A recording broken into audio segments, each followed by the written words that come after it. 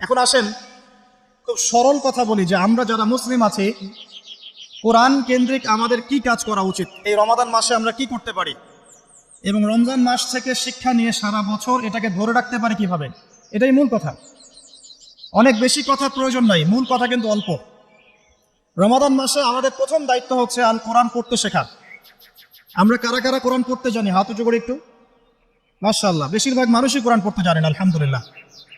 জাযাকুমুল্লাহ খায়রান, আল্লাহ পাক আপনাদেরকে বারাকাত দান করুন, দোয়া করি। প্রথম কাজ কোরআন পড়তে শেখা। পড়তে জানেন, আলহামদুলিল্লাহ।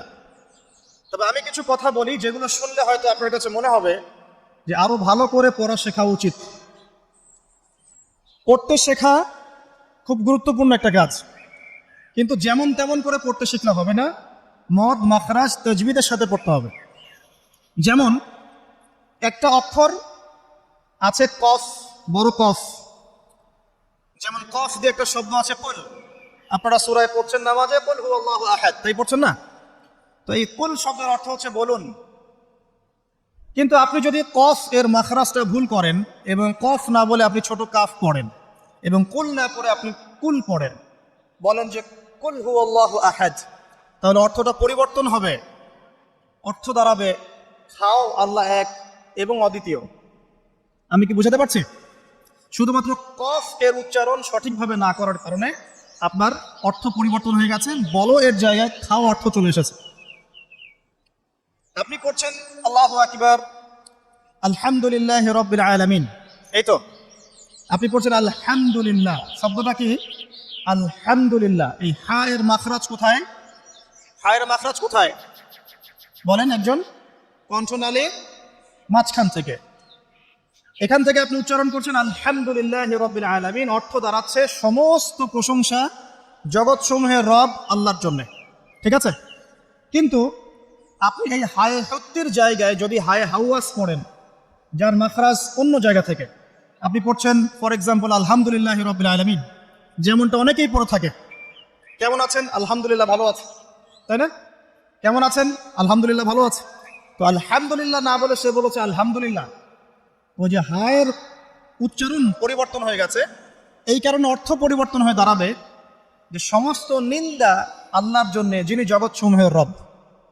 আমার কথা কি বুঝতে পারছেন? শুধু হায়ের মাখরাজ ভুল হওয়ার কারণে এই সমস্যা হলো। তাই যারা পড়তে শিখেছি আরো ভালো করে পড়তে শিখি, মদের সাথে মাখরাজের সাথে তাজবিদের সাথে সমস্ত নিয়ম কানুনগুলো আবার চর্চা করি, যাতে আপনার তেলাওয়াতটা 100% বিশুদ্ধ হয়। আল্লাহ পাক তৌফিক দান করুন। ফর এক্সাম্পল একটা উদাহরণ দিচ্ছি, আলিফ লাম মিম, সূরা বাকারার প্রথমে আছে না আলিফ লাম মিম? এই আলিফ লাম মিমের অর্থ আছে, কিন্তু আল্লাহ ছাড়া এই অর্থ কেউ জানেন না। এর অর্থ আমরা করতে পারবো না, কিন্তু অর্থ আছে। যালিকাল কিতাব লা রাইবা ফিহ, এটা এমন একটা কিতাব যে কিতাবের মধ্যে কোনো সন্দেহ নাই, কোনো সন্দেহ নাই। এই যে নাই এর অর্থটা হচ্ছে লা মানে নাই, লা রাইবা কোনো সন্দেহ নাই। রাইব মানে সন্দেহ, লা মানে না, লা রাইবা কোনো সন্দেহ নাই, ফিহি এর মধ্যে মানে এই কিতাবের মধ্যে। এখানে লায়ের উপর কি মদ আছে? লায়ের উপরে কি মদ আছে না? লাকে টানতে হবে না? কি বলেন?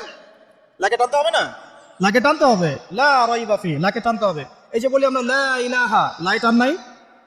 লা ইলাহা লাই টান আছে না? আছে। ইল্লাল্লাহ, কোনো ইলাহ নেই আল্লাহ ছাড়া। তো এই যে আপনি পড়ছেন লা রাইবা ফি, ঠিক আছে, কিন্তু আপনি যদি মদটাকে ভুল করেন এবং আপনি পড়েন যালিকাল কিতাব লা রাইবা ফি, লায়ে কি করেন নাই? মদ পড়েন নাই, লাই আপনি টানেন নাই, কিন্তু পড়েছেন যালিকাল কিতাব লা রাইবা ফি।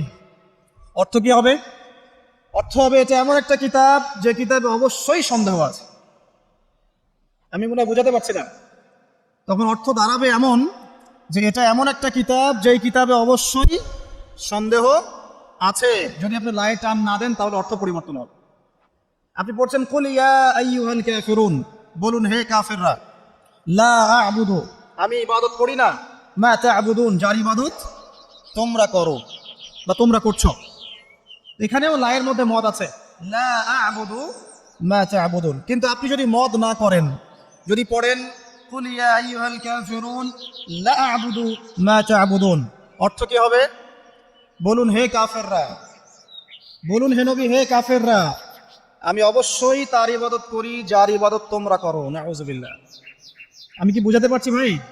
অক্ষরের পরিবর্তনের কারণে, উচ্চারণের পার্থক্যের কারণে, টান কম বেশি হওয়ার কারণে কোরআনের অর্থ ঈমান থেকে কুফরির দিকে যেতে পারে। কথা কি বুঝতে পারছেন? অতএব যারা কোরআন তেলাওয়াত করা শিখেছেন আবারও শেখেন, শেখার কোনো শেষ নাই। যদি এখন আমি কোরআন তেলাওয়াত আপনাদেরকে ধরি, দেখা যাবে অনেকে তেলাওয়াত ভুল পাওয়া যাবে না? অতএব এই রমাদান মাসটাকে কাজে লাগান, রমজান মাসে কোরআন তেলাওয়াত করা শেখেন। ইমাম সাহেবের কাছে শেখেন, মুয়াজ্জিন সাহেবের কাছে শেখেন, আলেমের কাছে আসেন, মাদ্রাসায় যান।